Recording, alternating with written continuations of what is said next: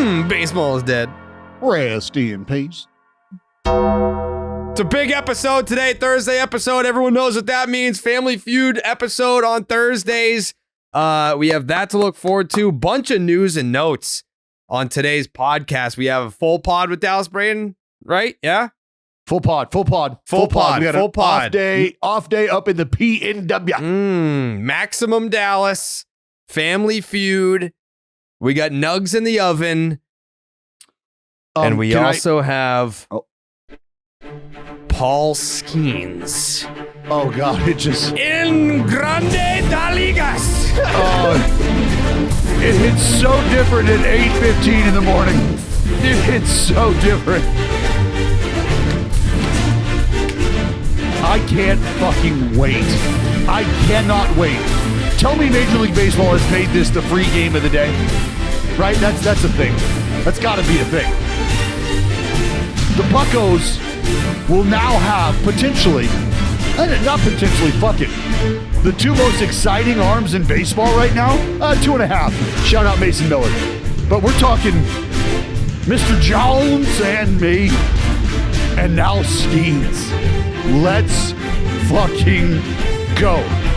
Let's go. I don't know where you're going to be, but you're going to remember where you were. I think it's that simple. I couldn't be more excited. Oh, Jayhay.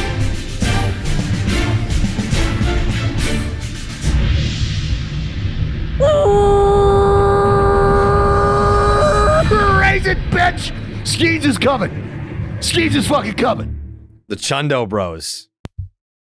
Oh my Chundo God. Bros. Which, by the way, it's gonna be so much fun. Not to brag, both of them followed me on Instagram.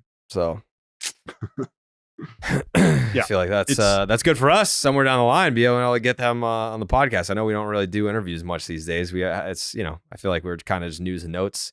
But for spring training next year, when we get down there, Buccos land. Where are they? Lakeland? Lakeville? Where the fuck is it? Bradenton. Well, where's Lakeland? Is that Detroit? Lakeland is Detroit. Yeah. Stupid ass Florida towns. No offense to Florida, but you know what though? When we were at the Pirates complex, remember we went and saw Trevor Williams, we saw Jameson Taillon, and I had probably the funnest live ABs with the Pirates fans. Remember, like homeboy, I remember like the old dude was talking right shit. Behind, like right field. Yeah, yes, right behind right field. And old dude was like, "Come on, I'll fucking smoke your shit. You got nothing." Howard and oh yeah, why did he sound like that? I don't know, because he's from Pittsburgh and that's what they sound like over there. Kind of. I don't know. People from Pittsburgh have accents. The only reference point I have is like Pat McAfee's accent. I can't do it, but they definitely do. Yeah, that's what I just book tried someone to from do. Pittsburgh.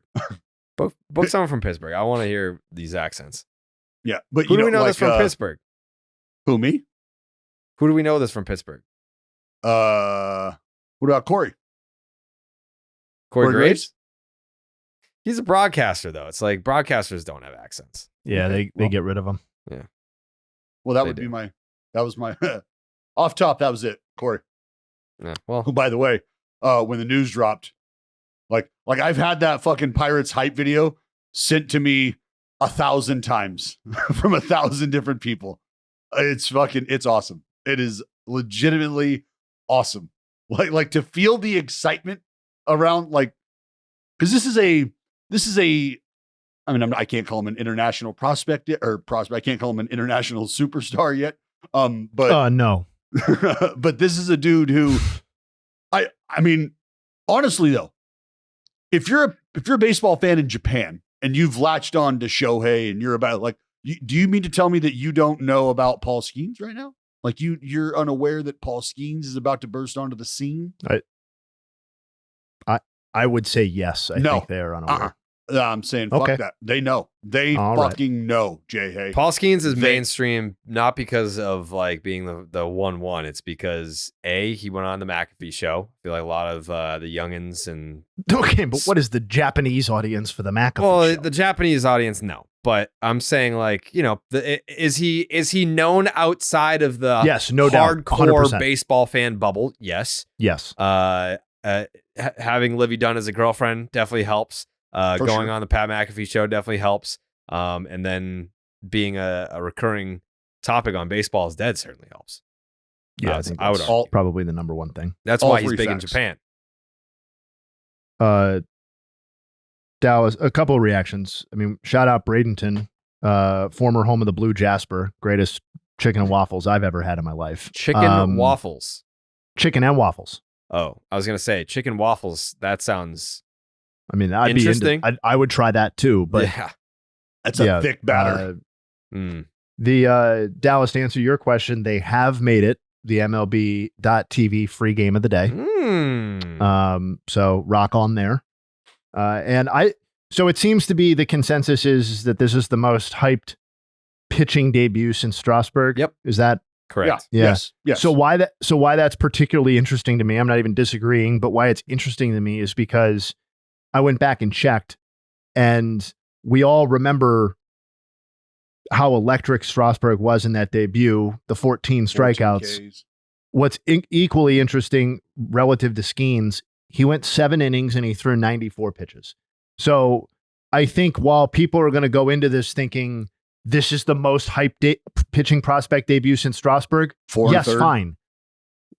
I think we need to dial back the expectations for what this outing actually ends up looking like at the end of the day, even if, like we've seen with Skenes, the per pitch, per inning, per at bat stuff is awesome to watch. I think it's more likely we're getting an abbreviated start. I will personally be clearing my schedule to tune in to make sure that I see it. You think you're going to clear the deck, you think? The poop deck. Oh! Yeah, I think it's awesome that he's finally getting the call. Can't talk out of both sides. Been calling for this to happen. It's great that it's happening, and I hope that, he and Jones form, a 1-2 pitching tandem that seems to have come out of almost nowhere in terms of like national relevance and national stage. Now they seem to be at the forefront. The tempering of expectations should come, I think, because of how Skenes has been handled up to this point, and not necessarily because we're not sure of what he'll be able to do. And I know that's not what you're saying, no doubt. Jayhay. You're saying, I agree with you. You're saying Strasburg was he just, and this is something that for better or worse. Oh, no doubt. But this is something that I have thought about too with Skenes is, it as much as we're excited about him coming and as much as he could potentially mean to the organization, am I wrong in saying that it still doesn't feel like that savior feeling that was coming with Steven Strasburg? I think it is, not to hammer the same point fundamentally, but it comes back to the same thing for me, which is that if you are only pitching in 3 or 4 or 5 inning bursts, you really can't possibly be a savior for a franchise this season. Maybe he's the savior for the franchise long term. Yes, maybe he's the new Verlander at the top of the Tigers rotation when they drafted him at the top. But like that's what I mean by how, or like it just doesn't feel that way. And is that why? Is that why it doesn't feel that way? Because we're only hearing about him in 3 to 5 inning bursts. I mean, and we broke down the whole ups and downs and how they've kind of tailored those, right? The each outing was sort of building on the ups and downs, 3 ups and 4 ups, then 5 and then 6. And then, the short day's rest, that outing was shorter. So yeah, I feel like that's probably part of the reason why, is because we haven't had like the dominance that we're talking about for him has come in short bursts. We haven't heard about an 8 inning, 16 punch out performance that only took him 94 pitches or something like that, it's a different animal than it was 14 years ago when Strasburg debuted. It's a different ecosystem for pitchers. It just is. Also, the Nats would, I can't remember. I know Strasburg got drafted in 2009, debuted in 2010. Harper was drafted in 10. So Strasburg might have made his debut right before the draft, maybe, but they had the number 1 pick, so they knew they were getting Bryce Harper. I think that makes a difference where it's like, here's fucking Steven Strasburg. We got Bryce Harper coming. like having a position player to kind of shove up your ass as a superstar when you also have the ace. I feel like that makes a difference where it's like with the Pirates, O'Neal Cruz, Well, that's being I a was just position going to player say. star is not yet the guy. It's not Well, Bryce because Harper. he's coming back. We're talking about O'Neal hype. Cruz winning comeback But player he's of the not year. Bryce Harper. He's not Bryce Harper. You can't put them in the no. same stratosphere. No, so no. that's maybe part of the difference that you're feeling is like, yeah, it's nice to have two potential bona fide ace studs. Yes. But until you have like the stud in the field, like they don't really have that yet. There may be a 0% difference in quality between Steven Strasburg and Paul Skenes as pitchers. Like Paul Skenes may be exactly as good as Steven Strasburg or better. I'm not even limiting him in that regard. But even in Strasburg's rookie season, 50% of his starts, he made 12 starts that season. You were correct, Jared. He debuted on June 8th, so right around draft time. Day, yeah. Against, oddly enough, the Pittsburgh Pirates. And he 50% of his starts, 6 of 12, went 6 innings or more.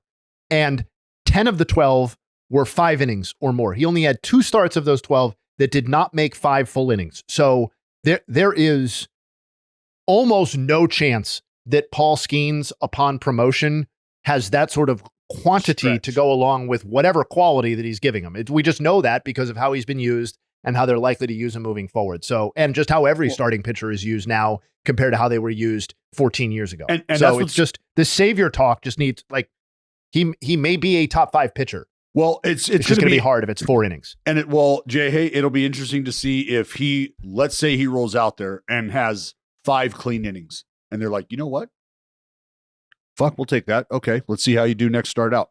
And from then on, they just take the reins off. They let him roll. I would love to see something like that because I think that would answer the question that a lot of people are asking, which would be, okay, if he's here now, then why are we still babying him? If he's here now, why are we still handling it with kit gloves? Yeah, because that's not how he was handled in college. If you go look at the LSU numbers, it's like he's rolling out there 6+. It's 7. It's complete games. It's 8 1/3.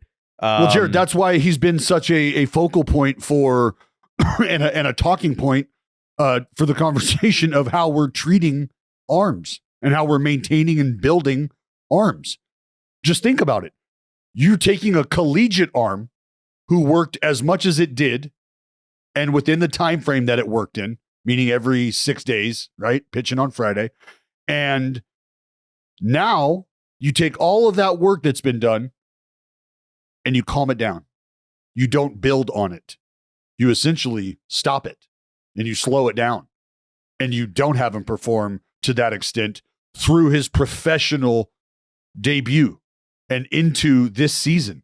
You have had him performing less than what was required of him or being asked of him at the collegiate level. But again, this is about throwing every day, throwing at different volume every day. You don't have the rest and recovery that you did in college. So that's all part of the arm building up and being prepared to pitch professionally, play catch professionally. Those are little different adjustments that get made. But on the whole, if he's here and he's through 5 innings with 62 pitches, I better see him in the fucking 6th. I absolutely better see him in the 6th. Why not? What are we doing if not? That's how I feel about it. Yeah, he kind of like he came into last year's collegiate season 6 innings was the bare minimum.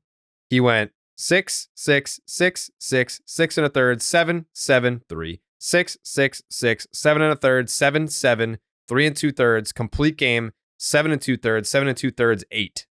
All right, now, I don't know if your internet okay. How many of those outings, Jared? How many of those outings are 100 pitches or more? I don't know. Oh man, a lot. 98, 101, 80, 94, 106, 105, 107, 49, 111, 117, 109, 110, 95, 116, 88, 124, 101, 123, 120. And some of these starts, you got to believe there's somebody somewhere firing off a tweet that says, "What's he still doing in there? You don't care about this kid's future? Get him out of there. 120 pitches, you got to be shitting me." But I'm sure somewhere on the internet that was a thing. But all of that to say, has he hit the 100 pitch mark yet professionally? No. No, he has not. So that was my point, is you've had this dude roll out those kind of performances during that year, and then as he enters the professional ranks and starts to supposedly work towards becoming a frontline ace type of presence, we're not treating him like that. He's not being prepared as such. And that's why I ask, what are we expecting? What do you expect, I guess, as a franchise? And how are you going to handle if Paul Skenes shows up and is like, yeah, I'm actually prepared to start blowing people away for 7 innings or more, and you got to let me get there. Yeah. A vast majority of his starts were double-digit strikeout performances. Well, I'm just excited that he's here. I mean, we can digest how he's being used, at least at the minor league level, how he'll be rolled out in his rookie season. It's really a wait and see. I think when we get into next year and it's all systems go, like he's had a full big league spring training and he's on the opening day roster and the goal is whatever, 32 starts, then we can kind of digest what that looks like. But this feels like a training wheels season. I'm just happy that he's here. No question. And from a medium or longer term perspective, to your point, like, have the Pirates ever had a front two like this? No. Ever? Like, I would have to go back and do some real research on my end to, like, on some eras that I'm not intimately remembering. There's certainly nothing to compare it to in recent Pirates history. Colin Morton. You know, all due respect to Oliver Perez and Chris Benson and Anna Benson and the rest of them. I mean, that's the thing to get excited about, I think, is that, yes. You know, I know the offense is still a work in progress and we got to see O'Neal Cruz ascend and all that sort of stuff. But I mean, there are so many teams that would trade places with a team in a position where they have really quite possibly 2 ace level pitchers, because I think at the Jared same Jones time has shown that level of performance. Fuck yes. This season. Like when you can pencil even if in, we didn't anticipate it. Yeah. Jayhay, and you guys know how important this is. When you can pencil in 6 innings every 5 days, what that does for the psyche of the clubhouse and the guys down in the bullpen. But like, believe it or not, it almost turns those guys down into the bullpen. It almost upgrades who they are and what they can do, because mentally they feel a little bit better about themselves. They feel a certain way about themselves because they know, look, I'm not coming in the 4th inning. We got a guy for that. And if you need him, he'll get the job done.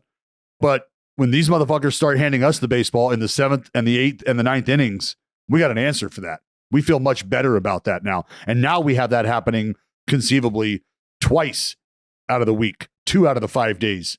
We've got that kind of feeling. So now you just take on a completely different feel. I mean, I've watched it happen in the Oakland bullpen with the emergence of Miller at the end. Everybody else just starts to feel a certain way about themselves, takes on a new cachet. You have just a new attitude, a new vibe. And that's what 2 dudes like that can absolutely enhance. Before we move on, I don't want to hear from Pirates fans in this regard. So I don't want to do Doug Drabek, John Smiley erasure. That's not what this was about. I know there was a season where they both finished in the top 5 in the Cy Young, you know, and I know Drabek's a winner, so like props to those guys, but I just think we're looking long. I think we're talking about something a little bit bigger here, potentially. Specifically as it relates to star power too, I think. So yeah, I just wanted to clear that up. Yeah. And Those early 90s Pirates had some real teams. Don't want to forget about them. facts. To Jayhay's point about there's a list of teams that would love to trade places with the Pirates to have both of those guys. There's plenty of teams who would trade places to have one of those guys. And the fact that they're both coming up at the same time, like you will be able to see their progression as aces simultaneously. That's exciting to me.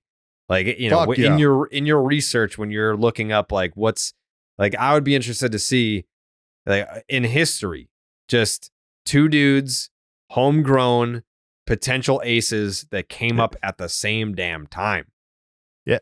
The unfortunate part about not to take a hard left turn here, but like the unfortunate part about that sort of research is that it's going to yield a lot of sadness, I think, because if you're talking about pedigree and what the hype was or the expectations were coming in, you're going to get a lot of like stories about Generation K. Shout out Mets fans, you know, Paul Wilson, Bill Pulsifer, Jason Isringhausen, you know, for you real ones out there. What about, well, no, I guess Matt Cain didn't come with maybe the hype and the pomp that Tim Lincecum came with. He was a top prospect, though. Matt Cain was his own high-end prospect. He had a good career. Oh, yeah, he had a fucking great career. Are you kidding me? But yeah, Kaner and Timmy. Yeah. So I guess the standard would be for this sort of thing would be like maybe debuted the same season. Yeah. Because that's what we're going to see this year. Yeah. Within a calendar year of each other. Okay. Yeah. Okay. If someone came up in like August and then the next year someone came up in May, like that's still that's close for me. Well, because like the Orioles, like think about what the Orioles are experiencing right now with, you know, you had Adley and then Gunnar. And like, that's what it looks like on the position player side. And they got fucking 36 other fucking guys too. But like, you don't see this a lot. And it's almost because at times these two guys at some point in time would almost end up cannibalizing one or the other, right? One of them's going to eat the other one before they get to the big leagues and either prevent or stall out and delay the arrival of the other guy. And then maybe one of them ends up getting moved because they're just not coming with the same prospect status and they don't have the same shine, whatever. The organization sees the separation and they're okay. But I like to have both of these dudes arriving at the same time on the mound and not have prevented the arrival of the other or stunted the growth of the other. Like that's something else to consider is you're about to get these dudes. I don't want to say unblemished, but I mean, as pure as the driven snow, as George said. Yeah. Glavin Smoltz. Better throw Steve Avery in there. Yeah, one potential. I should throw Steve Avery in there. Right? You're absolutely correct. I should do that. This and John Foster, shout out 209 Stack State alum. Sorry, go ahead. Oh, yeah, one step too far. Yeah. This debut on Saturday feels like a great time to download the Underdog Fantasy app. I'll tell you right now. Yeah, do it fast. Do it now. Punch outs. Yeah. The Cubs offense is middle of the pack. We'll call it middle of the pack in terms of OPS. I believe they're 14th in Major League Baseball. So I'm optimistic about a nice little Saturday for Mr. Skenes. Underdog Fantasy is the easiest place to play fantasy sports. Playing their pick'em game is as simple as selecting higher or lower on player stats, strikeouts, total bases, home runs, and so much more. Make entries of all baseball, or you can mix and match across your other favorite sports. You can win up to 100 times your money, and it's a ton of fun. I'll probably be getting in on that Skenes action on Saturday, for being honest. Jake, who plays on Saturday? The Bruins or the Celtics? The Celtics play on Saturday. All right, so maybe a little Danhausen, Paul Skenes action for me. Yeah, that's a good 2-pick right there. Yeah, I'm going to double up there. Download the app. Make sure that you sign up with the promo code Jared. That is Jared. And Underdog will double your first deposit up to $100. That is Underdog Fantasy, promo code Jared. Wow, hot start to the show. Ippei has pleaded guilty. He's going to face 33 years in prison. You got any takes on that? Is that all? Just 33. Just shout out Jose 33. Yeah. Wow. Yeah. No, I hang with him, man. Yeah, that's quite the bid. Hang with him. If that ends up being, I don't think he'll get the full 33 now that he faces up to. No, God, no. Like let's. He pleaded guilty. He's not, he might do 6 months. He's going to pay a hefty fine. Tell you that. But yeah, like your boy is not community service. Yeah. What kind of community service would you have Ippei do, Dallas? What would you have Ippei do to clean up Stockton? That shithole. Oh man, Ippei would not. I could send Ippei.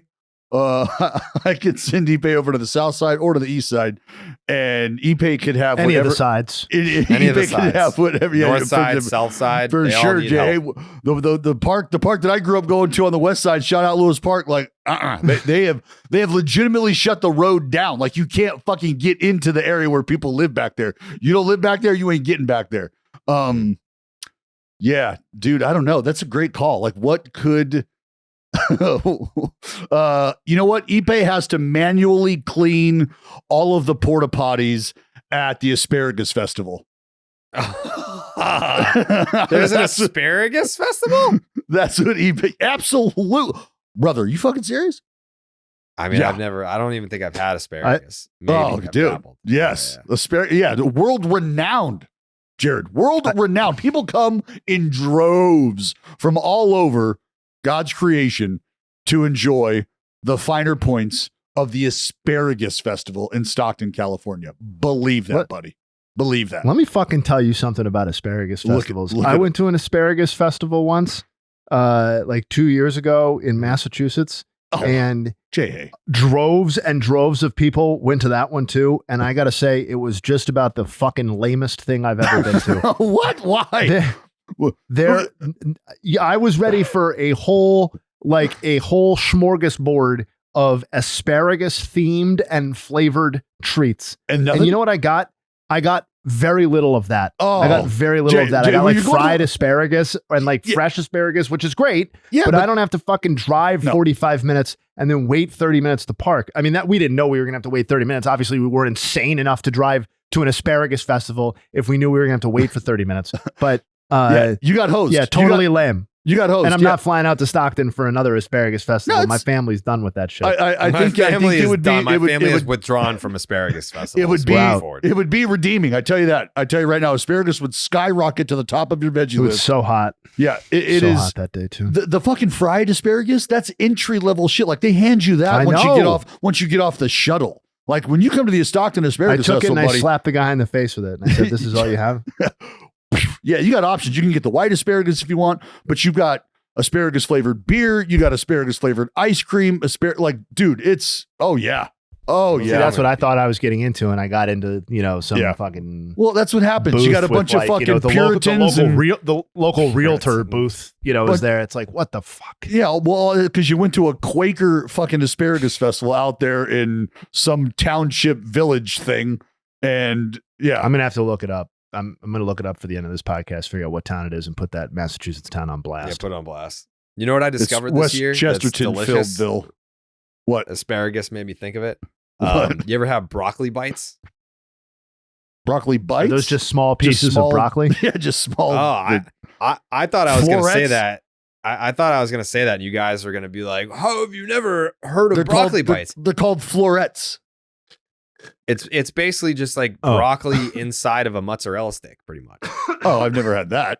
I've never had that. Fucking amazing. No. Yeah. That sounds like it sounds great. Sounds like a never heard of them, had never seen them before, and ordered broccoli bites, and they are fucking delicious. Let me tell you that right now. How much more did you look around after you made that order? After you made the order, did you order it and then like kind of sit up a little like, look at me, broccoli bites. This guy, yeah, that's not the chicken tendies. No, not the mott sticks.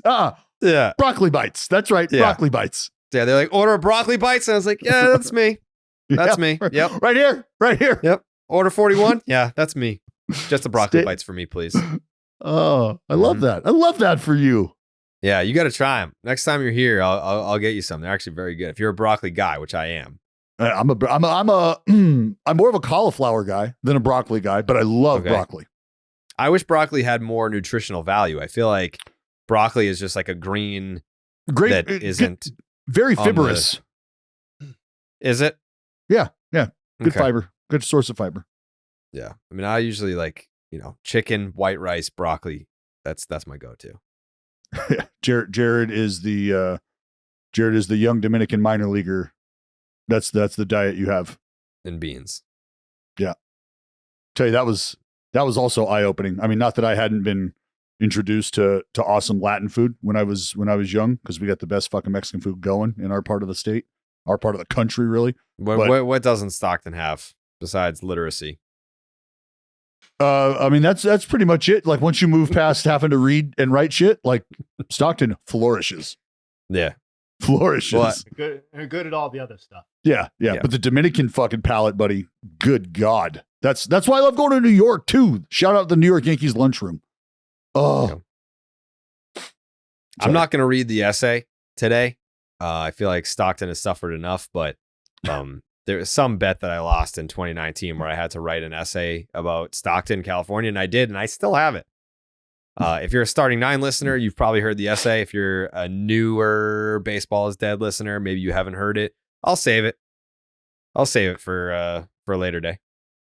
Might need to place another bet and revamp it. Have you kind of touched that thing up a little? Stockton's changed. Some things are going down in the 209. Do they go from third to second most illiterate city? That was unnecessary. No, I'm just saying. We might have to update it. I think it was like most bankrupt, most illiterate, most obese. Yeah. So there's improvement. I still got it. Speaking of things that need to improve, the Houston Astros are 12-24. It is their fourth worst start in franchise history after being swept by the Bronx Bombers last night. Have we already had the "are they done" conversation? I feel like we did have it, and we said no. Yeah, well, that's when I think Joey was present for that one. Yeah, Jayhay tied Justin Verlander up to the tree out back. That's when that happened. Listen, I'm a Nug man. I provide the stats, and you guys can interpret them how you want. I know they painted a really ugly picture. If you think that means that he's done, then that's on you. Don't put that on me. Yeah, you drag Verlander out to the woodshed, but are you ready to do that to the entire team right now? I don't think so, in part because I just did that last podcast, and I feel like I don't to the Blue Jays. I don't want people to Justin the Grim Reaper Havens. Yeah, I feel like I don't want people to think it's a gimmick, because it's not a gimmick. I mean, it's their fourth worst start in franchise fucking history. Right. It's as bad as it's been for a long time. It's bad. I think here's where I see the difference between the Astros and the Blue Jays, for example. I think it may be over for the Astros as it relates to being the type of team that we have come to expect the Astros to be this season.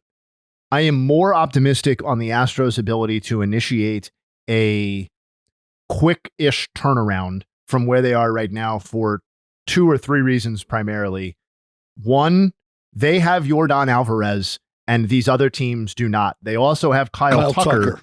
And these other teams do not. And I know that there is a shelf life to how, and they have Jose Altuve. So hold on. What? Go ahead. Well, do you have this confidence though? Because remember, this is a different group. This group didn't build this team. This group did not build this team. So now you're telling me that you have confidence, or maybe false confidence, a false sense of confidence in a group that has not proven that they can put something together like this. Because what you're giving me are player names that are really good that are underperforming. Yeah. And I understand that and respect that.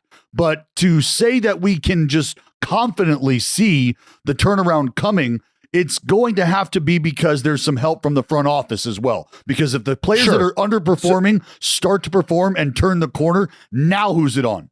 Now it's on somebody to go out and supplement the effort that took a while to start, took a while to get going, but it's here now. Your players have become who you thought they were this whole time. So what are you going to do now? So I'm not telling you that you're wrong. I want people to remember that this is not the same architectural group who put this club together and enjoyed all of the sustained success that they've enjoyed up to this point, where they're just the fucking pick 'em in December for the division. That group is very different, and this is not that group. Okay, for sure, acknowledged, and I am acutely aware of that. So it depends on what the standard is here. Are we comparing them to what we did to the Blue Jays last podcast, where I, with a high degree of confidence, said that this era of like contention for this Blue Jays core is over. And I feel, if not, I know they won last night. I don't care. I feel just as confident that that's the case today as I did when we were in the middle of a impromptu conversation yesterday. Fine. I don't think the Astros situation is as dire as that. If we're talking about how is the front office going to supplement what's already here, that we're already going to that part of the conversation, which I think you're correct on, to point an arrow at the front office and be like, what is this new era going to bring exactly? That's good. They already have multiple building block level pieces that are still on the roster who are, some of them are performing above. Jose Altuve is certainly performing at a level that would make everybody very comfortable to continue investing in Jose Altuve. I know there's a spread on the ages between those three guys, and I know Kyle Tucker is not under a long-term deal, but he is still really good. And if they can't get him on a long-term deal, they still have the ability to trade him.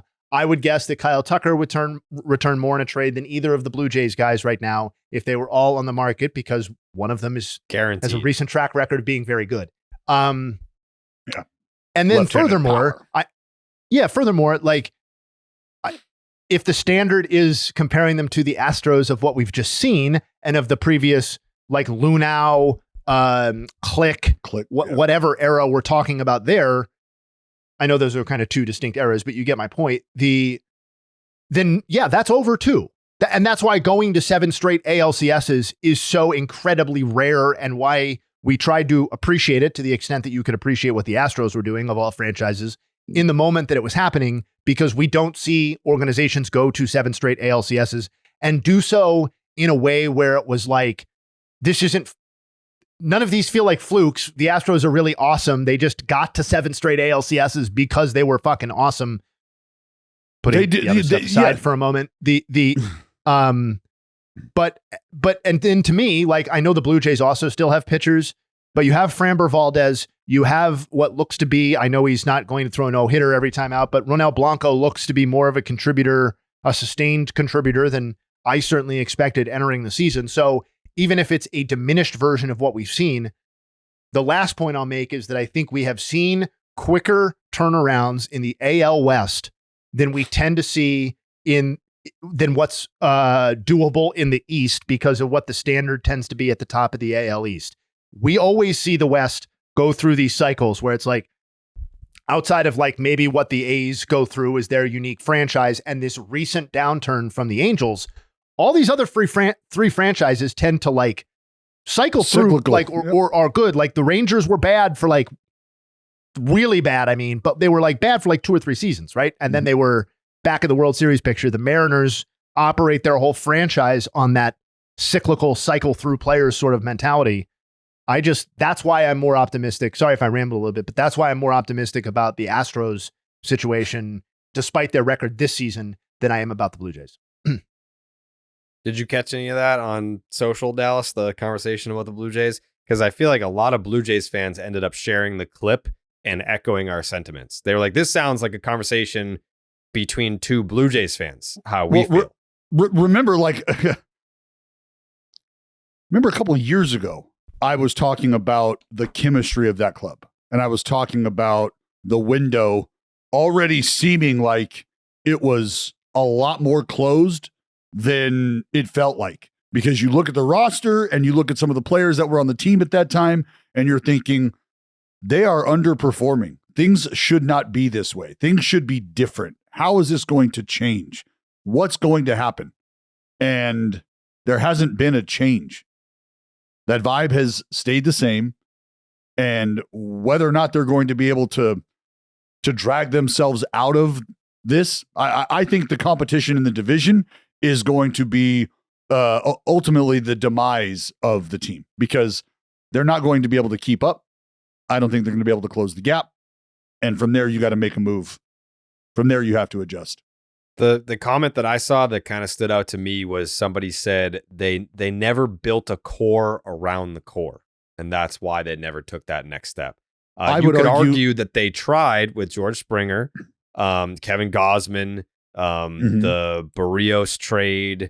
Like, I feel like it wasn't completely neglected. They didn't just say, here's Vladdy, here's Bo, here's Cavan, let's go win a title. It was to a degree that the Barrios trade at the time. I remember, weren't we together? Weren't we like in spring training or something? And we were like, what the fuck? Like, that was crazy. Like, didn't see it coming at all. And here, they just went for it. One of the things that, and I don't know if it's gone under acknowledged or if it's just been kind of like, because that's how things have gone. But Cavan Biggio not meeting expectations, really not even coming close to expectations, was, for me, something that got pushed to the side, and you were almost like, okay, well, you know what? Let's not really look at that, and let's just talk about what Bo and Vladdy are doing, and, we'll get back to that at another time. And it's like the elephant in the room, like, 2 out of 3 of the guys that we were really excited about as the core player, like, they've worked out, so let's talk about that. Let's not acknowledge that Cavan Biggio, for whatever reason, has just not been able to fulfill expectations. And I think if Cavan Biggio would have become the player that I thought he was going to become, that I know he thought he was going to become, then I think things look just a little different, because that's another piece that you factor in that could absolutely change the complexion of a lineup, of a roster, right? We're talking about a dude who could be super utilitarian. Put this guy anywhere, and he can even provide beyond the legacy day guys, though, like Nate Pearson. Remember, like, he was supposed to be the next big thing. Well, and then what happened? He got hurt, right? And then he comes back, and then it's into the bullpen, and it's like into obscurity. Mm-hmm. Yeah, not to double down on the depressing. You guys hate some Jays, huh? Yeah.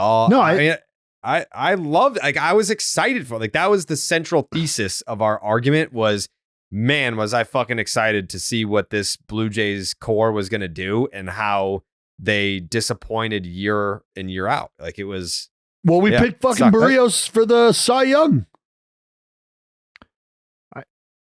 I have to respectfully disagree with the commenter who said that it was about the lack of core built around the core. I just think it really does boil down. They had some misses. Not retaining Marcus Semien sure looks like a miss in hindsight. I think he would have been a better allotment of resources than some of the stuff they've spent it on subsequently. But if your best player and your 2 best players don't end up being the MVP caliber players that you envision them to be, and then whatever you thought Cavan Biggio was going to be alongside those guys, that to me is just much more the story, because like Berrios, Gausman, Kikuchi, like Ryu's contributions to Toronto, like, I know these are mostly pitching acquisitions, but like, Matt Chapman, I think most of a decent chunk of the front office's supplementary pieces actually did work pretty well. But if your best player is a 1-WAR player, supposedly, it's like, what are we doing? Like, where are we going? Yep. I don't know. And if that's, I guess you could see it either way, but. And if that's going to be the case, you got to have cohesion. You got to like each other. You got to want to be at the ballpark with each other.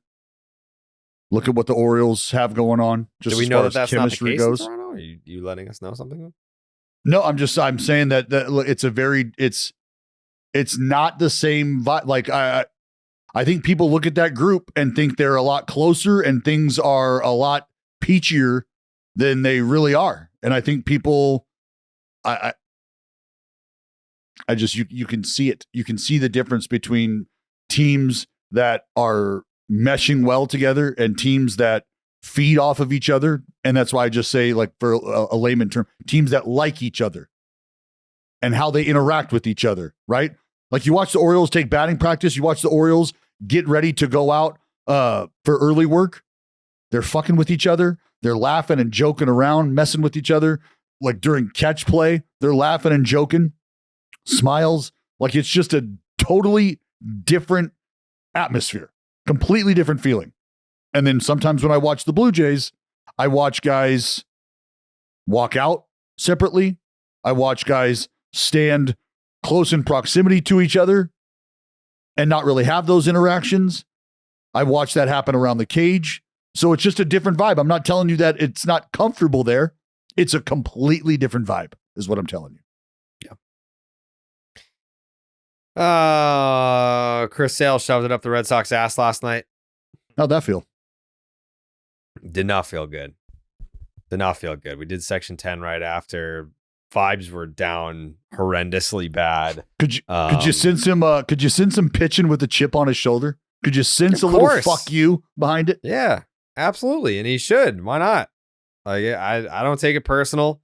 It was weird to like watch a Chris Sale start and have it be against the Red Sox. Like you could see him get amped up against Raffy, like because he would always do that. Where I remember last year had a start in May and he just blew Bryce Harper away on 3 chundos, and like he wasn't anywhere near 100 miles an hour during that start, but he'll elevate his game for the guys. And like it was, we're rolling a quadruple A lineup out there, and it's like, all right, yeah, Raffy's the one guy I'm gonna have to really buckle down against, and he did, and he made him look silly. 10 strikeouts, first 10 strikeout. Yeah, I was gonna say performance of the year for Chris Sale. 6 shot. Great for him. Yeah, Red Sox paid $17 million for that ass fisting. Yeah, that's a good one. 25th career start of 10 strikeouts and 0 runs allowed. One of 6 pitchers all time with 25 such starts. The others, Nolan Ryan, who has 58 such starts, by the way. Randy Johnson, Roger Clemens, Pedro, and Max Scherzer. They all had how many? Company. It's just, what is this? Oh, I'm saying Nolan Ryan had 58 of those starts. Chris Sale just got 25. Nolan's got me by 57. You had a 10 strikeout. That's fuck yeah, buddy. Wow. Check the fucking dates, Jayhay. 2000 was it 2000? Was it 2010? 2009. I don't know. 2009. I want to check it because I want to see the sad sacks who were facing you that day. Through the first week of the season, buddy, you're looking at the fucking strikeout leader in baseball. Wow. Yeah, first start of the year. 10 punchies and 7 innings. Of course. Fucking of course.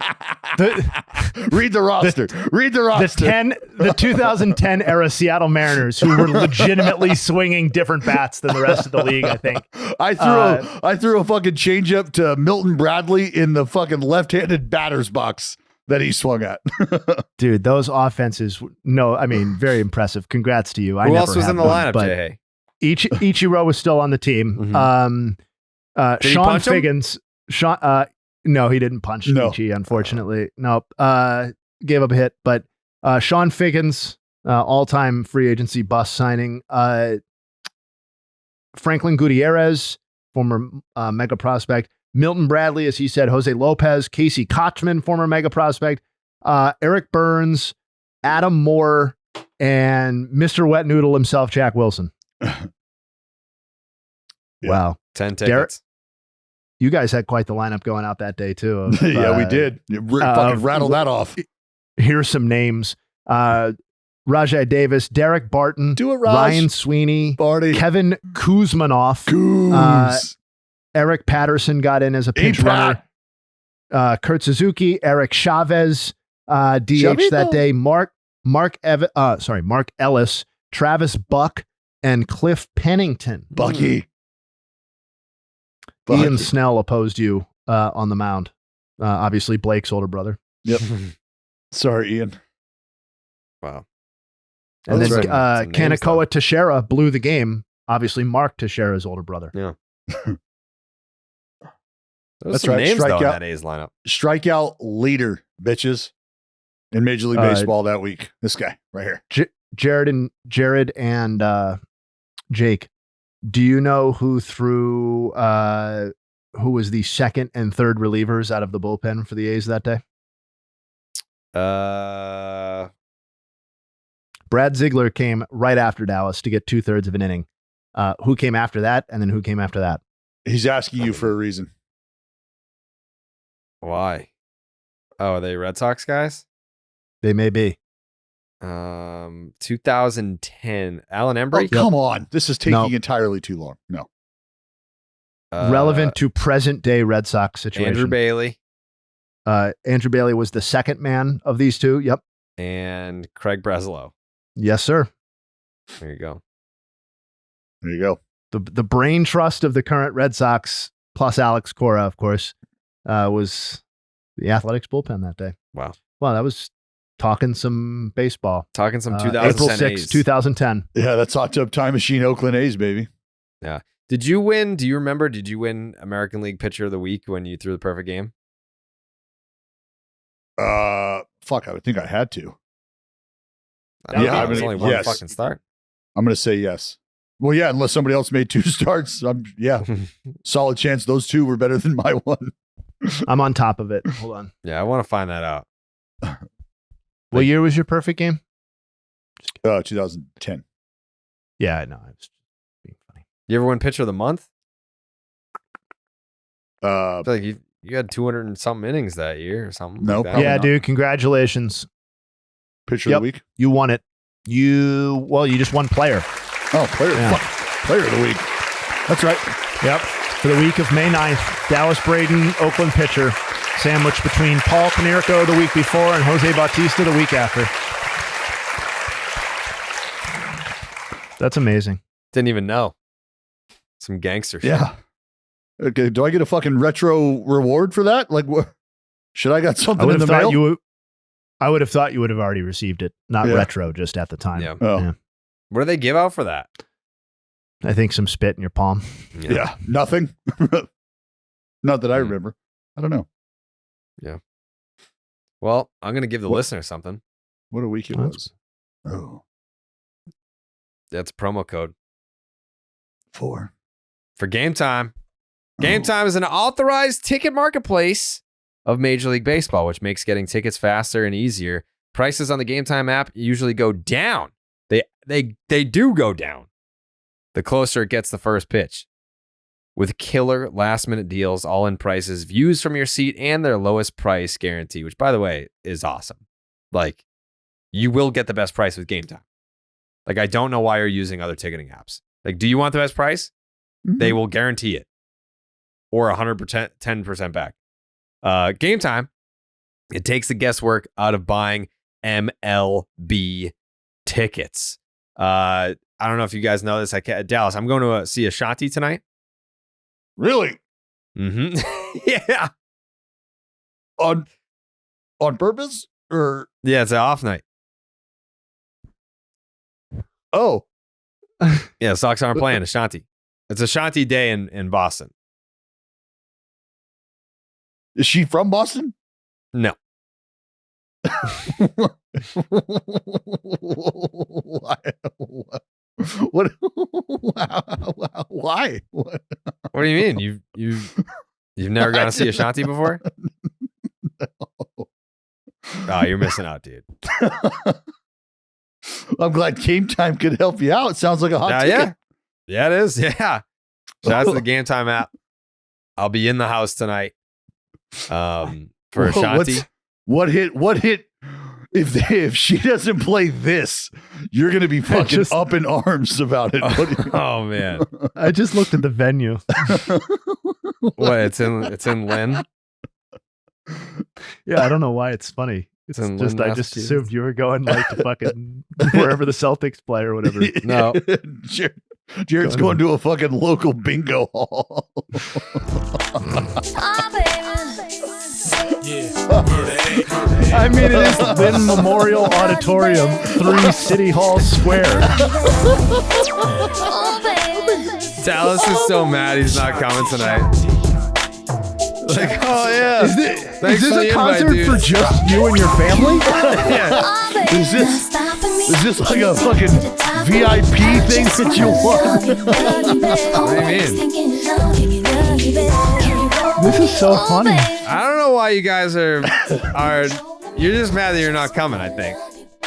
I mean, it's better. I mean, it's more notable than what I have going on tonight. But Exactly. Yeah. Like, if what I are was you in going to town- do tonight? If I was in town and you didn't have a ticket for Probably me just to watch go it. with you to a show, I'd be upset. You'd be pissed. Yeah. I'd be upset.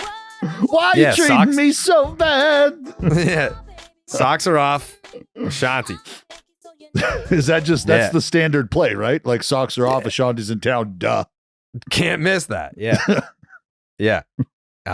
So if you want to come tonight, last minute deal, save up to 60% off buying last minute tickets for sports, concerts, comedy, theater, and more.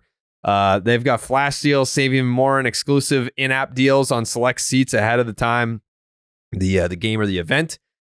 Zone deals, save even more when you choose a section and then you let Game Time choose the seats. All in pricing.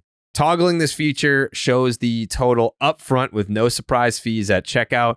They've got seat views, so you can get a panoramic view from your seat in the app before you buy.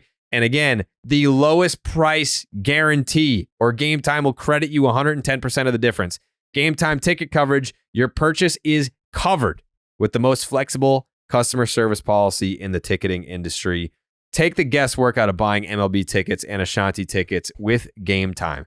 Download the Game Time app, create an account, use the promo code BID for $20 off your first purchase. Terms apply. Again, create an account, use the promo code BID for $20 off. Download the Game Time app today. Last minute tickets, lowest price guaranteed. So here's what we did for you guys. The Game Time guarantee means you're going to get the best price. So you're already getting a low price. And then we give you the $20 off. So Guaranteed. it's like it's lower and then it's lower. Get the guarantee and then it's 20 off. Lower it. Lower it. Yeah, I'm pretty pumped about tonight. Why wouldn't you be? Yeah. Like, what's the, like, it's Thursday. The MLB slates on Thursdays fucking blow. Yeah, it's dicey tonight. Off day, so the getaway Yankees day. didn't sweep the Astros. I stand corrected from a statement that I made earlier. They're playing again tonight. That was a 4-game set, I guess. But yeah, it's like, all right, am I going to miss fucking White Sox, Guardians? Who gives a shit? Angels, Royals, who gives a shit? Mariners, Twin, like, you know. You got Cavs Celts tonight, though? Yeah, but Ashanti, you know. For sure. For sure. I bet you by the time I get out of Ashanti, it'll still be like the third quarter. What time's the game, I Jake? don't know. 8? 7. Yeah, 7? 7? You Well, might it'd be miss the super whole thing. convenient, right? I mean, Ashanti's playing in the parking lot of the venue, so you could just go and watch the show, and then from there you could go to the I don't know why you guys are hating so much. Like, we get it. You want to be there. I think Lynn Memorial Auditorium is Jarrett's house. I think that's just like the upper part area of just the auditorium yeah. in Jarrett's house. Holy shit! I know you guys aren't from Why- Massachusetts, but there's a little. Why are we saying at the about- American Legion Hall? Oh, it's for There's Ashanti. a little saying about the Lynn saying, right, Jake? Oh yeah. Yeah.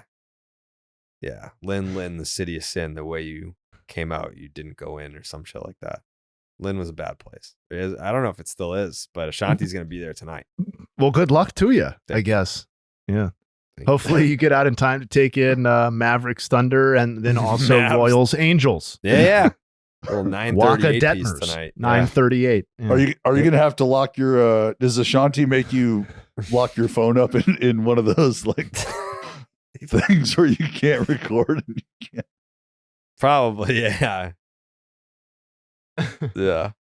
I'm going to get merch. You know what? Monday BID, I'm going to be wearing an Ashanti t-shirt. I was gonna say, can you get me? I want a spray painted and not spray. I want a fucking airbrushed Ashanti shirt. Yeah. Yeah. That'd be so cool if Fat Joe or Ja Rule showed up. I think Dude. she's pregnant by Nelly, I think. Oh, Really? well, maybe I maybe think he'll be so. the one to show up. Maybe, yeah. That's where you guys are going to feel like you miss out if Nelly shows up. You kidding me? Yeah. No. If I'll feel similarly actually Oh. to how I feel right now. I will definitely feel like I missed out if the fucking Saint Lunatic is there, and I would definitely feel like I missed out. There's always a I'll tell chance for that. If Fat Joe shows up and he brings Big Pun, then Oh. I will feel like I Yeah. missed out. Whoa. RIP. Well, that's going to be tough to. I know. execute. No. That's the why. standard. That's the standard. I need Big Pun back from the dead. Mm. Oh, love me some pun. Speaking Still of not a player. having one hit, Dylan Cease last night, 7 innings, 1 hit, 0 earned run. Wait. What? Who's only got? You say Who Big has Pun? the one hit? You say Big Pun's the only one that's got the one hit? Oh, No, that's not what I said. You said, Ashanti. Yeah. Yeah. Oh, okay. Yeah, Jay, I like the fact that you and I are ready to ride for Pun Yeah. right there. For Big ready Pun. ready to ride. Yeah, I'm not going to let you disrespect No. Pun's memory on this No, podcast. No, I wouldn't do that. Baseball. Yeah, Baseball might not be dead, but Big Pun is dead. Big Yeah, Pun is. he's yeah. Put some respect on it. Yeah. All right, sorry, Pun- go ahead. Dylan Cease. Everyone knows this song. Who don't know this song? Pun shows up tonight. I'm calling Jayhay. The Yeah. confusing part was that Fat Joe was his other fat guy rapper friend. Yeah. But then the guy singing in this song, I believe, just went by Joe. Yeah. Correct. This is just Right, Joe. that's confusing. Yeah. Joe. Yeah, he's just Wait, so this Joe. is just regular Joe, This not is just Fat Joe. Joe. Yeah. Yeah, okay. Yeah. Yeah. Shout out Big Pun. Fat Joe's durability in the general pop culture. He's like has, CC to me, been- Sabathia. He sold out and got skinny, but it's like he still goes by Fat Joe. I just can't believe if you would have told me when he emerged as like the second guy behind Big Pun that like 25 years after that we'd still be like, oh, that's Fat Joe. Yeah, he's in that commercial or whatever. Be like, what are you talking about? I just have a tough time believing that Fat Joe looks in the mirror and is like, the spray on beard. Yeah, that's That's it is- the play. it is. I mean, because it is Carlos Boozer, but on my face. I got you. chiseled into the like. Yeah, that is a line. That is a I mean, lineup. I'm sure Fat Joe's got a lot going for him. You know, obviously. I ability to interviewed Fat spit Joe. bars and stuff like that. I He's not a interviewed good-looking Fat man. Joe 2 Oh, you years did? ago. Oh yeah. Yeah. He has For what purpose? He was a guest on Call Him Poppy. And he has one of the largest sneaker collections ever. He Yeah, has like 1 million sneakers at his house. He has an apartment I was gonna say that didn't is he have just like for a fucking- sneakers. I thought he had a And warehouse. then he has a warehouse, like a Okay. storage unit that has sneakers in it too. That's fucking crazy. Like I think I saw an interview where he's talking about like he has shoes that he's never seen and that he will probably never wear. Or not probably. He's like, I got shoes I've never Definitely. seen. I got shoes I'll never wear. Yeah.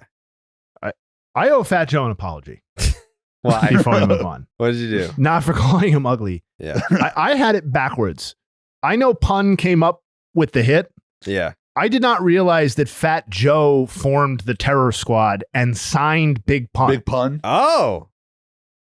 Yeah, So Fat- he was actually the mastermind behind this whole little Fat Joe whole was little first thing on they the had block. going on there. Yeah. Okay. So there you go. Sorry, Joseph Cartagena. Yeah. Thank you for Big Pun. Yeah. We owe Fat Joe not just an apology, but a thank you. I mean, I think he put DJ Khaled on the map too, which I think actually he owes us an apology for as opposed to us Yeah. thanking him. Yeah, But he's gonna walk that one back. Yeah. yeah, that's a huge stain on his legacy. We the Mhm. best, Jay. Hey, come on. No, one of the most obnoxious men going, but yeah, all right. Dylan Cease. 7 innings, 1 Yeah. hit, Oh, shutout, yeah, baseball. Right. 1 walk, 12 strikeouts. ERA is down to 2.19 on the year. Oof. Mm. Dylan Cease. You want to guess the last time a Padres pitcher had a start of 12 strikeouts and 1 hit allowed? You Darvish 2021. No. Oliver Perez in Ollie. 2002. It's been 22 years since a Padres pitcher did what Dylan Cease did last night. Damn. Wow. 7 innings. You're thinking of Rangers era Darvish because I can see it in your eyes right now. That was yeah, pretty crazy. I mean, he's been, say what you want about how the Padres are going about roster building, Dylan Cease couldn't possibly be doing more to carry his end of the bargain as far as this is concerned. Yeah. Right? Oh, there's no doubt. He's been awesome. There's no doubt. Who I'm trying to think. Who could we compare? I mean, because like Dylan Cease leaving the White Sox and ending up in San Diego, and having the opportunity to do what when's the last time somebody was like rescued like that? Is it fair to say? Is it fair to say that he was rescued from the White Sox? Yeah, Chris Sale also from the White Sox. Yeah, that's too bad. Chris Sale was rescued from the White Sox. Are you thinking just? I mean, Soto was just rescued from the Nats or the Padres. I guess I mean because like Jayhay said, he's doing everything that he could possibly do right now to make an impact. Like for Are you a talking team that just pitchers? Yeah, probably, because I think offensively, like the player movement is a little different. Because it's almost like, and I think the reason that I start to think about it this way is because you hate to see guys go out and just have sort of wasted performances. And I'm more sensitive to the idea of a guy going out and shoving up somebody's ass every fifth day and like firing those bullets, and those bullets essentially not really amounting to much other than monetary gain personally, which I'm all for as well for these guys. But I want to see that make a larger impact, right? In the path to the postseason, the path to what these guys are after, which is a ring. And so I think that's why I'm more sensitive to it being a pitcher as opposed to Halladay got rescued from the Blue Jays. I mean, I think there was, I mean, I thought of Halladay too. I guess it depends on what we're like. I don't know if it's perfectly analogous, but Cliff Lee, certainly every time that dude got traded, was doing everything he possibly could for the acquiring team, it seemed like, upon arrival. And there was a stretch there post Cleveland where it felt like he was on a new team every season before he signed that long-term deal with Philly. Phillies, yeah. I mean, I wouldn't be surprised to see if we see Dylan Cease get traded again this offseason. That's what I was going to ask. We could very easily be in a scenario where he goes from the White Sox and spends a season with the Padres, spends 2025 with a new team in his free agency walk and then year, signs with the new team. and then signs with a fourth team. Yeah. And all of a sudden he's played for 4 teams in 4 seasons. Certainly on the table. Certainly on the table. I'm trying to think of other rescued players. David Cone. And I don't know. I mean, he was. Well, Jay, like the only thing I think about there is like it wasn't necessarily a rescue job, but he's just like he's hired gun is what I start to think when we're talking about like the future of Dylan Cease, like hired gun potential. I have an answer, and this guy's way better than Dylan Cease. I'm acknowledging that, and if Dylan Cease even approaches this level of impact, I would be fucking blown away. But Curt Schilling was rescued when he was traded to the Diamondbacks, straight up. Like the Phillies thing had run its course, and the entire narrative around Curt Schilling at that time was really good pitcher, really mediocre team, right? Like that's what the Phillies were post 93. Like they just weren't that good of a team.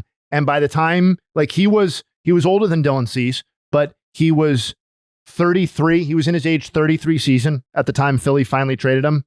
And then like that's to me, that's the definition of rescued.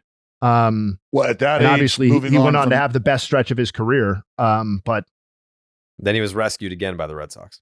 And then he was rescued again. He was. Should be grateful. Yeah. I feel like Josh Beckett was rescued by the Dodgers. That dumpster fire Bobby V season. He was like, get me the fuck out of here. And Adrian Gonzalez was rescued by the Red Sox from the Padres and then rescued again by the Dodgers to get out of Boston. Yeah. Yep. It's an interesting topic. Yeah, I'm still thinking. No. Well, you think while I Mhm. talk about Giancarlo Stanton, who just hit the 5th hardest home run of the StatCast era. I believe he holds like 4 of the top 6. Yeah. Stanton's home run last night was the hardest hit ball since Acuna's 121.2 mile per hour home run last season. Stanton now has 47 home runs with an average exit velocity of 115 plus miles per hour in the StatCast era, which is the most in MLB. And then this other link. All right. Here are the hardest hit home runs. Stanton, 121.7. That was August 9th, 2018. 2, Stanton, 121.3.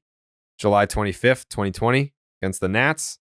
Number 3 was the aforementioned Acuna home run. That was against the Dodgers last September. 4, Judge, 121.1. June 10th, 2017 versus Baltimore. 5, Stanton last night. 6, Stanton, 119.8, June 11th, 2022 versus the Cubs. All over that list.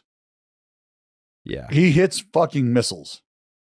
So he's 4 of the top 6. He hits missiles. He hits balls that, like, you feel like you could watch a shortstop maybe give an effort for, like jump and try to catch, and then some poor old lady's getting smoked in left field. Like, that's how hard the ball gets hit. People on the field think they have a shot, and then someone in left field's wearing one. I still remember being at the 2017 All-Star game in Miami, and I know in a lot of ways that Derby was Judge's coming out party. But what I also remember from that is they flashed one of those hardest home run graphics on the screen, and just I was in the stadium, I was watching, and Stanton was just doing things to the baseball that nobody else, including Judge, was doing to the baseball. And it was just like so breathtaking to see in person. This guy just like who, has this sort of in-game power, but to see him just solely focus on that. And I know he participated in other derbies. I believe I saw him do it in San Diego too, but like just him and next to Judge and have Judge have all of these home runs and Stanton get eliminated in like the first or second round of the Derby, but have all of the hardest hit home runs and these ones that were like basically breaking the back windows of the Marlins exterior of the stadium when it's closed up. It was just legitimately breathtaking to watch. One of the most memorable things I've seen on a baseball field, exhibition or otherwise. I feel like it's a very old head take to be like, who cares about exit velocity? A home run's a home run. It's like, yeah, no, I care. I want to know how hard he in hits the the home ball. run derby. That's what we're there for. Yeah. Also, like, okay, so we're putting numbers to it now. Everybody has always commented in the entire history of baseball, wow, how did you see how hard that ball was hit? Like, it's not like when Ted Williams was playing, people were like not commenting about how hard he was hitting the ball, right, or what the ball sounded like off of his bat. Right. Well, that's where of course they were doing that. That's all the articles were, the sound off of his bat. It's like, that's it. Okay, we're all talking about the same thing. Yeah. The sound is There's different. just a number to it now. You don't need to be fucking afraid of it. You okay? Yeah, it's just exhausting sometimes. All right, I'm with you. Some of these people that are just like so afraid of numbers. It's just like, wait. Trust me, I'm fighting the same battle. It's not that big of a deal. Mm. Use what you're comfortable with. Last thing I got here before a Family Feud, kind of piggybacking off the Stanton conversation here, is that the Yankees and the Orioles are pulling away from the rest of the AL East. The Rays, I know they won 5 straight, but I don't think that they're a very good team this year. They're a negative 31 run differential. We've already buried the Toronto Blue Jays. The Red Sox, I don't really know what to make of them. They're not going to factor in here. Like, they're just kind of going to be around. They're 19-18 after getting swept by the Braves. Well, a plus 34 run differential, but that was largely padded. Their run differential was largely padded by a 17-0 victory over the Cubs. So even the plus 34 run differential for the Red Sox is a little, it was stat padding. They're very mediocre. So yeah, you can look at their run differential and say like, oh yeah, they're right there with the Guardians and the Twins and fucking the Rangers and Mariners. You can very well have something to say about the division, though. Like you could be the difference between one of those two teams not winning the division. Yeah, but I'm just saying, like, the Red Sox are not going to factor in like that. Like the Orioles and the Yankees are fucking leaps and bounds ahead of the other three teams in the American League East, and it's already starting to show. They're tied right now, but the Red Sox are 5.5 back. Tampa 6, Toronto 7.5. Like we're going to start to see more and more separation. Here's the other thing, too, is that for all the good vibes about the Red Sox pitching staff, obviously deserved, their playoff odds per Fangraphs have fundamentally not changed since before we started playing baseball games. When they were 0-0, they were 22% to make the playoffs. They are 23% to make the playoffs right now. Nothing about the Red Sox situation has changed in the AL East. What has changed, to Jared's point, is that these other two teams have separated themselves, and the Blue Jays season has, fundamentally their chances have been cut in half, basically, according to Fangraphs. So like, all of the chance making the playoffs is a separate conversation. But if it's the AL East almost certainly is just coming from those two teams. They account for 89% of the possible of the odds to win the division if you combine the two of them right now. So, and you know what? I think there could be, obviously you want as competitive of divisions as possible. I think there could be something awesome about a summer that takes us through a Yankees Orioles back and forth for the division type of season, as opposed to like kind of the more jumbled situation that we got last year, top to bottom. I think that could be a cool experience and very 90s. I'm here for every bit of that, and I'm here for the Red Sox to play a role in that. Absolutely. I mean, well, they're going to play a role. None of these teams are the White Sox or the Marlins or something like that, where they're going to be also rans for the rest of the division. But I think Jared's correct that, like, yeah, they're just going to be they're a 500 team, yeah, which is basically what we said at the beginning of the season. Yeah, they're going to be the team that the Orioles or the Yankees, whoever beats them more is probably, like, that's what I'm getting at. You're right. Whoever handles business against the Red Sox, because the other two teams are teams that they feel like are teams that they should beat, are going to be teams that they should beat. Just trying to give you a little optimism. No, thanks. The Chicago White Sox win update. They've just got to win one more to get to 10. So it's going to be 3 weeks. They've got 3 weeks to lose games before. Yeah. Been there. I think our prediction. Been there. Yeah, no, that's definitely happened before, for sure. Yeah, there's no doubt about it. But yeah, that's all I got. So I think does that bring us to Family Feud right now, Jake? Oh yeah, it does. Okay. Little Family Feud action on a Thursday. People love the first one. I'll tell you what. All I'm saying, Dallas, these survey takers better get off the crack pipe this time. We're gonna have to whip them into shape. Yeah, it's all right. It's all right. Christ. I feel like we got a feel for where they were coming from. It's an early litmus test for the vibe, and you know what? This is all part of it. This is all part of it, right? Sure. The first 5 starts. That's first 5 starts for a starting pitcher. This is what we're doing here. Yep. Feeling it out. Yep. Well, if you haven't gathered, do you want me to go second again because I have the ability to cut my headphones and Dallas doesn't? Yeah, that does make sense, actually. Plus, it was such a successful formula for you guys. Dallas is as a leadoff batter, you as the closer. I think that works. Why don't we do that? Okay. You tell me when. Oh, like do I get a topic? Hey, and can we do something Baseball. about the rate of the rate at which you read these questions? Let's try it one more week with that, and I will read faster because I listened back to the clip, and for as much as the success it was, I do need to read it faster. So I will read it faster this time. All right.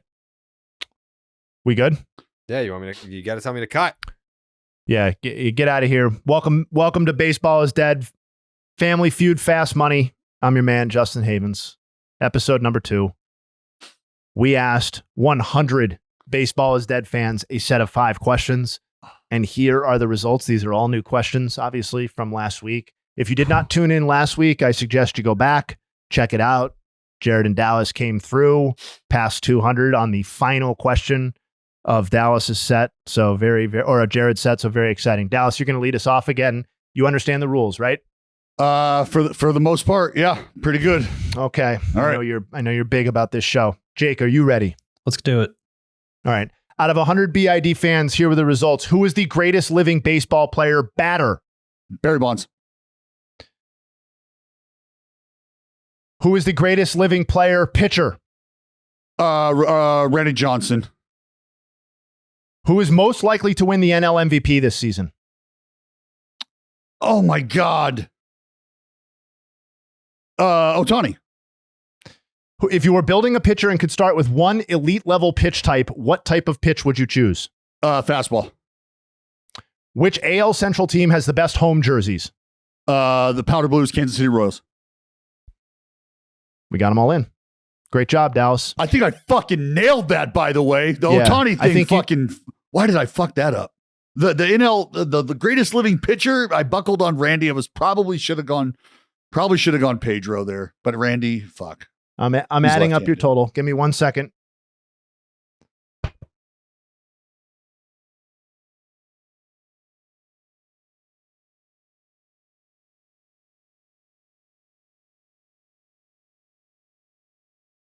All right, let's add this up. I think you did a hell of a job, Dallas. I think you really laid a nice foundation here for Jared. We're going to see what the exact total is. Jake, is it record breaking? I feel like you're doing the math, Jake. I got a number. Let me know, Jayhay. Do you? What number did you get? 209. 209.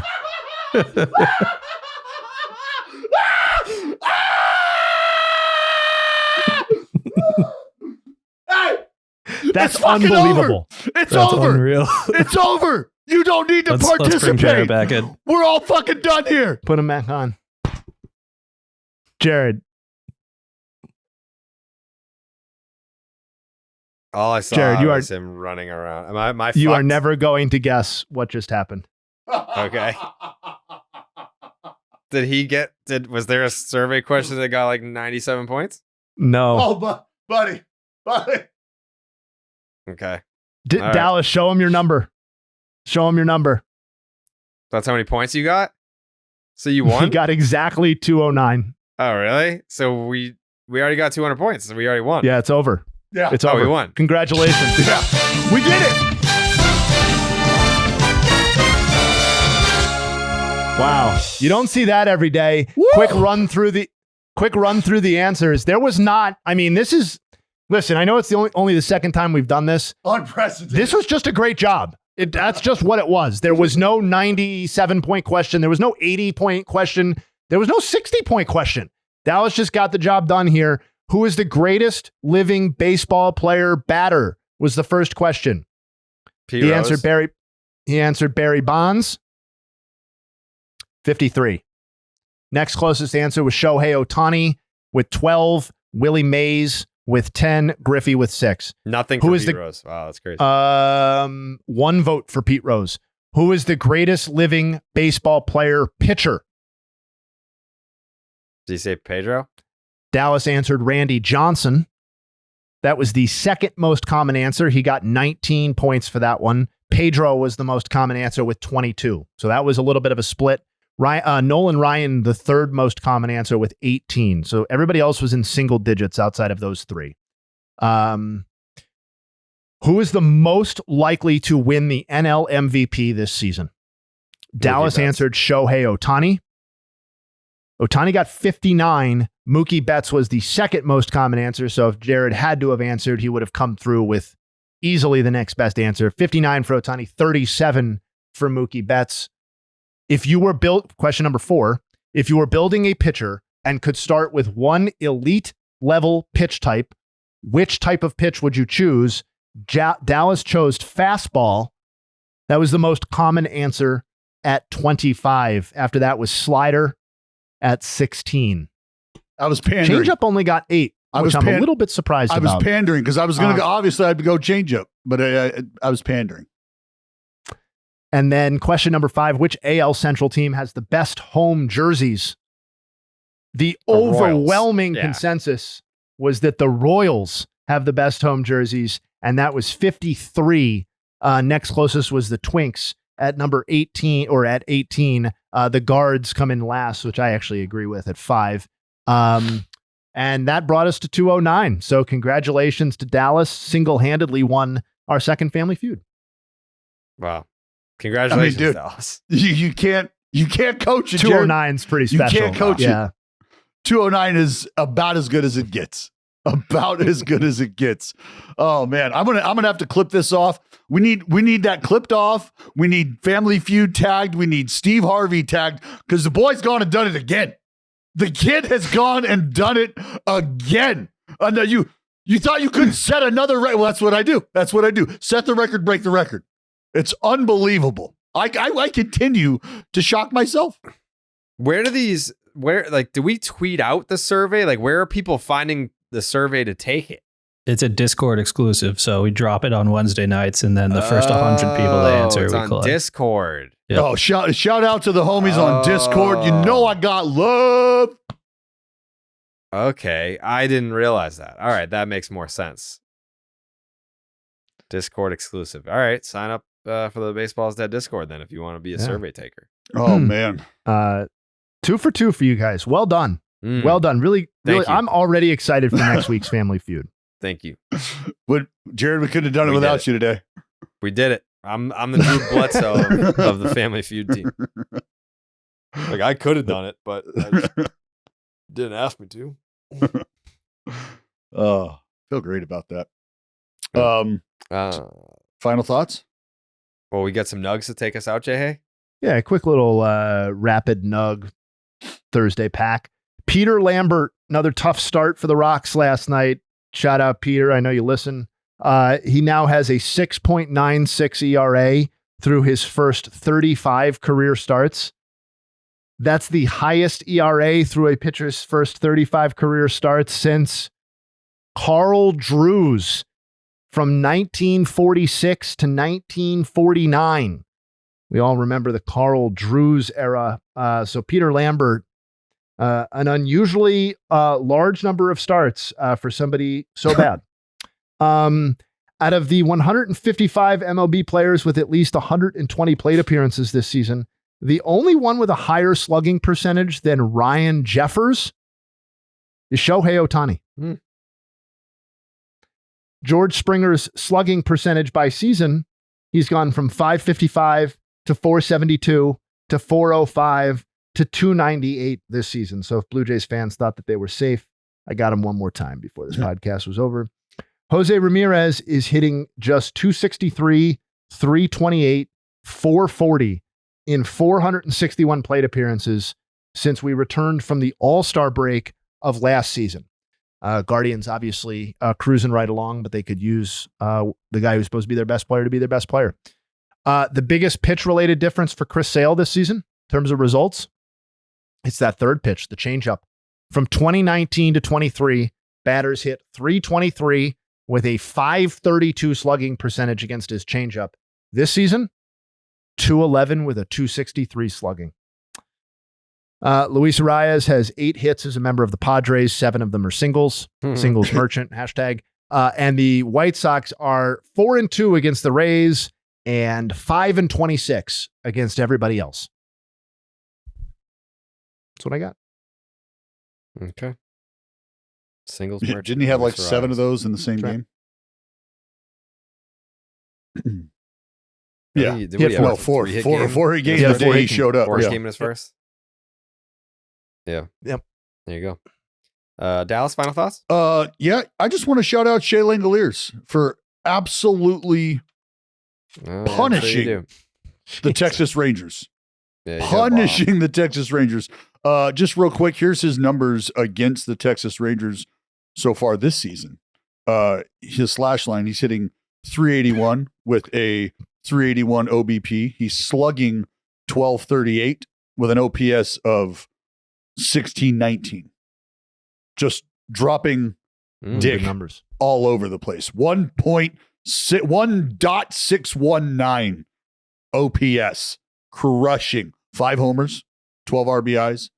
Yeah, he's raking against the Rangers. Absolutely punishing the Texas Rangers.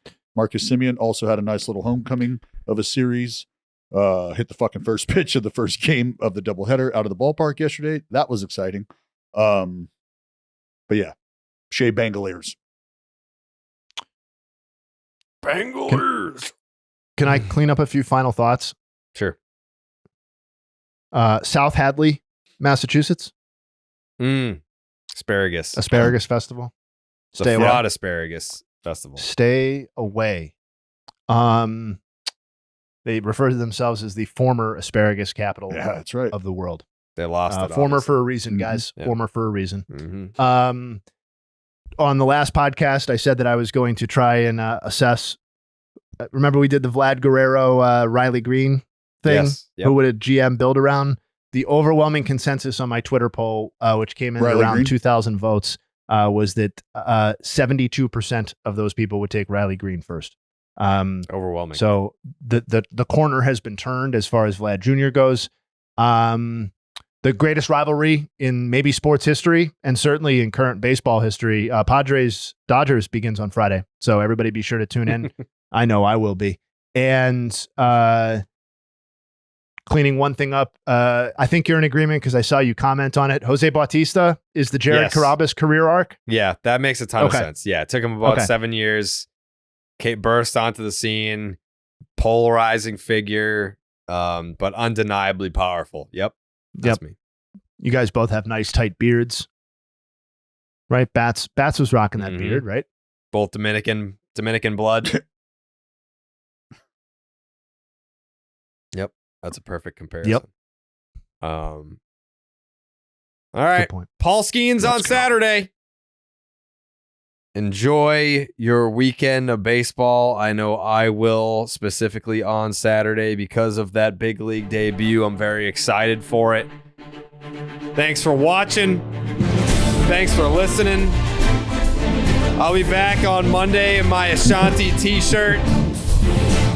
Enjoy all that baseball because I'll be enjoying that concert tonight while you're locked in on that awful Thursday slate. Be right back here Monday. Love you guys. Subscribe to the YouTube. And I can't wait. It's going to be a good one. See you Monday.